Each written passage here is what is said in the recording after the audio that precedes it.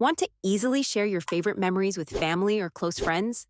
With iOS 26, you can now create a shared library right inside the Photos app, making it super convenient to automatically or manually move pictures and videos with just a few taps. Here's how to set it up step by step. First, open the Photos app on your iPhone.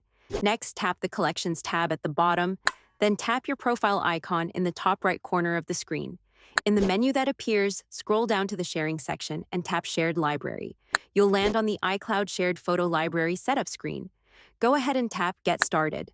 Now tap Add Participants to choose who can access your shared library. You can manually select people from your contacts or type in their names to invite them. Once you've added your participants, tap the Add button in the top right corner, then tap Next. Now it's time to decide which photos and videos you want to include in your shared library. You'll get three options: All My Photos and Videos, choose by date, and choose manually.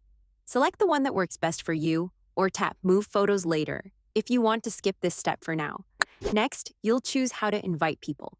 First is Invite via Messages, which lets you send a personalized invite right from the Messages app. Or you can choose Share Link, which creates a link you can send however you like. Just follow the on-screen prompts to proceed with your invitation method.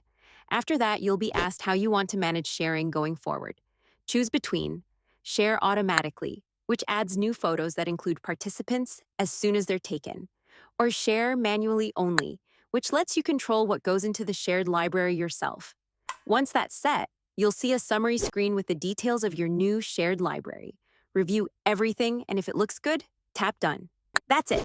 You've just set up your shared library. From here, you can start moving photos from your personal library into the shared one, keeping everyone in the loop, automatically or on your terms. If this guide helped you streamline your photo sharing, don't forget to like the video and subscribe for more iOS 26 tutorials made simple. Thanks for watching, and happy sharing.